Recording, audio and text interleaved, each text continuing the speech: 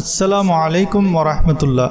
প্রিয় দিনদার, ইমানদার, পরহেজগার, মুত্তাকি মুমিন মুসলমান দর্শক শ্রোতা, আশা করি মহান রব্বুল আলামিনের অশেষ রহমতে আপনারা সবাই ভালো আছেন।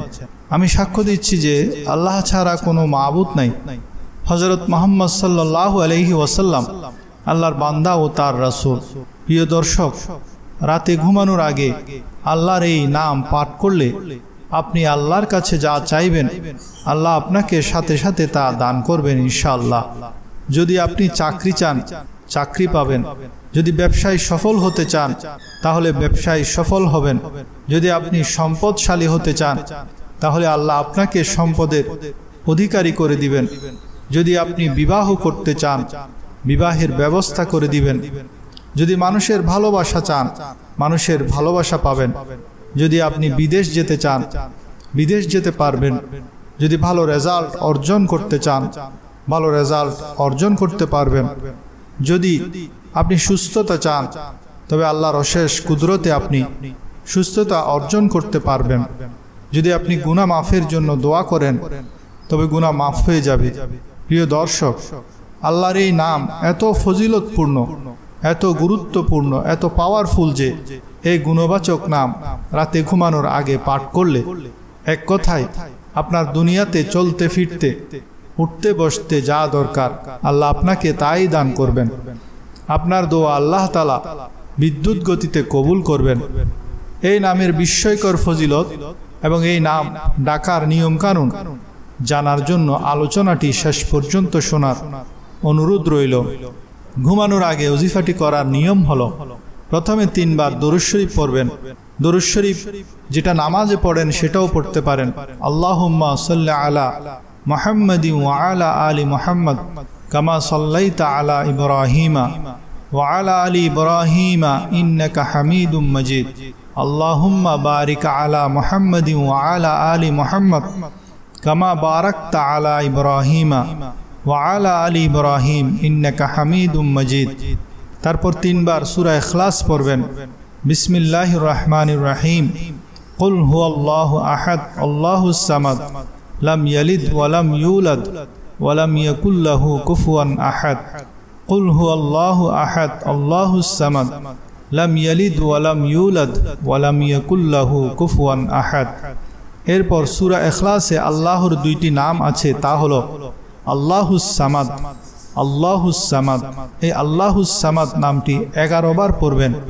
তারপর 3 বার আয়াতুল কুরসি পাঠ করবেন।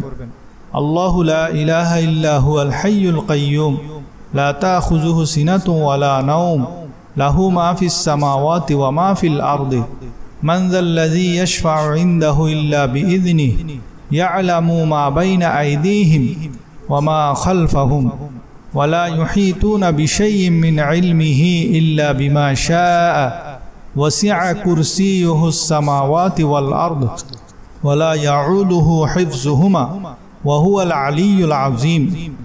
আয়াতুল কুরসিতে 2টি ইসমে আজম আছে, তা হলো আল হাইয়্যু কাইয়্যুম। এবার ইয়া হাইয়্যু ইয়া কাইয়্যুম, এই 2টি ইসমে আজমকে 11 বার পড়বেন। তারপর 11 বার বলবেন ইয়া জাল জালালি ওয়াল ইকরাম, এটি আরেকটি ইসমে আজম। ইয়া জাল জালালি ওয়াল ইকরাম, এটি পড়বেন 11 বার। তারপর সব শেষে 3 বার আবার ওই দরুদ শরীফটি পড়বেন। আল্লাহর এই ইসিম সমূহ এবং দরুদ শরীফের ওজিফা পড়ার পরে আল্লাহর কাছে মনে মনে যা চাওয়ার তা চাইতে চাইতে দোয়া করতে করতে ঘুমাবেন। খুব মন থেকে দোয়া করতে করতে ঘুমান, ইনশাআল্লাহ আপনার মনের আশা পূরণ হবে। অবশ্যই এশার এবং ফজরের নামাজ জামাতে পড়বেন। আর মহিলারা ঘরে ওয়াক্তমতো এশার এবং ফজরের নামাজ পড়বেন। কোনোভাবেই নামাজ কাজা করা যাবে না। আপনি কোনো কাজে কারো সামনে যাচ্ছেন, কোনো বড় অফিসার, উচ্চপদস্থ কর্মকর্তা, কোনো মন্ত্রী মিনিস্টার, কোনো অফিসের বস, কোনো বিচারিক আদালত, কোনো সরকারি কর্মকর্তা, যেখানেই হোক না কেন তার সামনে আল্লাহর একটি নামের জিকির করে আপনি যাবেন, ইনশাআল্লাহ সেই লোকটি আপনার সেই কাজ সহজে করে দিবেন। আপনার মকসদ পূরণ হবে ইনশাআল্লাহ। রাসূলুল্লাহ সাল্লাল্লাহু আলাইহি ওয়াসাল্লাম ইরশাদ করেন, আল্লাহ তাআলার 99টি গুণবাচক নাম রয়েছে। যে ব্যক্তি আল্লাহ তাআলার এই গুণবাচক নামের জিকির করবে সে জান্নাতে যাবে। তাছাড়া এই গুণবাচক নামগুলোর আলাদা আলাদা অনেক উপকার ও ফজিলত রয়েছে। আল্লাহর কাছে তার গুণবাচক নামসমূহের মাধ্যমে প্রার্থনা বা জিকির করলে আল্লাহ খুশি হন। একটি বিশুদ্ধ হাদিসে হযরত আবু হুরায়রা রাদিয়াল্লাহু তাআলা আনহু নবী করিম সাল্লাল্লাহু আলাইহি ওয়াসাল্লামের উক্তি বর্ণনা করে বলেন, আন আবি হুরায়রা রাদিয়াল্লাহু তাআলা আনহু আনিন নবী সাল্লাল্লাহু আলাইহি ওয়াসাল্লাম قال লিল্লাহি 99 ইসমান মান হাফিজাহা দাখালাল জান্নাহ। অর্থাৎ আল্লাহ তাআলার 99টি নাম আছে, সেগুলো মুখস্থকারী ব্যক্তি জান্নাতে প্রবেশ করবে। আল্লাহ তাআলা সূরা আরাফের 180 নং আয়াতে ইরশাদ করেন, ওয়ালিল্লাহিল আসমাউল হুসনা ফাদউহু বিহা ওয়াযারুল লাযীনা ইউলহিদুনা ফি আসমাইহি সায়ুজজাউনা মা কানু ইয়ামালুন। অর্থাৎ আর আল্লাহর জন্য রয়েছে সব উত্তম নাম, কাজেই সেই নামে তাকে ডাকো আর তাদেরকে বর্জন করো যারা তার নামের ব্যাপারে বাঁকা পথে চলে, তারা নিজেদের কৃতকর্মের ফল শীঘ্রই পাবে। উত্তম নাম বলতে সেই সকল নামকে বোঝানো হয়েছে যা গুণ বৈশিষ্ট্যের পরিপূর্ণতায় সর্বোচ্চ স্তরকে চিহ্নিত করে। তার গুণবাচক নামকে বলা হয় আসমাউল হুসনা। উপরোক্ত আয়াতেও আসমাউল হুসনা শব্দ ব্যবহার করা হয়েছে, যার দ্বারা বোঝা যায় যে এসব আসমাউল হুসনা বা উত্তম নামসমূহ একমাত্র আল্লাহ রাব্বুল আলামিনের বৈশিষ্ট্য। এই বৈশিষ্ট্য লাভ করা অন্য কারো পক্ষে সম্ভব নয়। আয়াতের মর্মকথা হলো, হামদ, সানা, গুণ ও প্রশংসা, তাসবিহ, তাহলিলের যোগ্য যেহেতু শুধুমাত্র আল্লাহই এবং বিপদ আপদে মুক্তিদান আর প্রয়োজন মেটানো শুধু তারই ক্ষমতায়। কাজেই যদি প্রশংসা ও গুণ প্রশংসা করতে হয় তবে তারই করবে, আর নিজের প্রয়োজন বা উদ্দেশ্য সিদ্ধি কিংবা বিপদ মুক্তির জন্য ডাকতে হলে শুধু আল্লাহকেই ডাকতে হবে, তারই কাছে সাহায্য চাইতে হবে। তার ডাকার পদ্ধতিও বলে দেয়া হয়েছে যে তার জন্য নির্ধারিত আসমাউল হুসনা বা উত্তম নামে ডাকতে হবে। এবার আসুন আল্লাহর এই 99 নাম দ্বারা আমরা আল্লাহর সাহায্য প্রার্থনা করতে পারি এবং আল্লাহ তাআলার সাহায্য পাওয়ার সহজ পন্থা আমরা জানতে পারলাম। সেই সুবাদে ওলামায়ে কেরাম, বুজুর্গানে দ্বীনরা আল্লাহর এই 99 নামগুলিকে বিভিন্ন ক্ষেত্রে প্রয়োগ করে বিভিন্ন উপকার পেয়েছেন।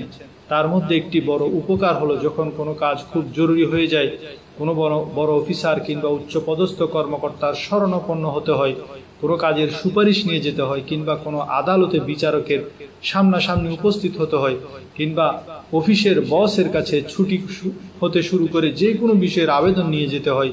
এসব ক্ষেত্রে নিজের সে আবেদন সে অফিসার থেকে আশানুরূপ ফলাফল হাসিল করতে কিংবা বিচারক যেন সদয় হন, অফিসের বসের কাছে যে মকসুদে গিয়েছেন সে মকসুদ যাতে পূরণ হয়, সেজন্য আল্লাহ রাব্বুল আলামিনের 99 নামের একটি ওজিফা আপনি করবেন। 99টি নাম থেকে একটি নামের ওজিফা আপনি করবেন। তা হলো যখনই তার সামনে যাবেন, যাওয়ার সময় একবার দুরূদ শরীফ পড়বেন, এরপর 41 বার ইয়া আজিজু ইয়া আল্লাহ, ইয়া আজিজু ইয়া আল্লাহ, ইয়া আজিজু ইয়া আল্লাহ 41 বার পড়বেন। এরপর আবার একবার দুরূদ শরীফ পাঠ করবেন। যে কোনো দুরূদ শরীফ আপনি পড়তে পারবেন। সে বস বা উচ্চ পদস্থ লোকটির কাছে গেলে দেখবেন তিনি আপনার প্রতি সদয় হবেন, আপনার কাজটা আল্লাহর রহমতে সহজে হয়ে যাবে। এটা আমি নিজেও অনেক জায়গায় চর্চা করেছি এবং আলহামদুলিল্লাহ হাতে হাতে ফল পেয়েছি। একটি কথা মনে রাখবেন, আপনি আল্লাহর কাছে সাহায্য চাইছেন, সেটি তখনই ফলপ্রসূ হবে যদি আপনি আল্লাহর সাথে নাফরমানি না করেন। আপনি যদি হারাম থেকে বিরত থাকেন, আপনি কবিরা গুনাহ থেকে পবিত্র থাকেন। যদি আপনি কবিরা গুনাহ করেন, হারামে ডুবে থাকেন, আল্লাহর নাফরমানি করে করে এইসব ওজিফা নিয়ে রাত দিন ব্যস্ত থাকেন, তাহলে সেই ওজিফায় কোনো কাজ হবে না।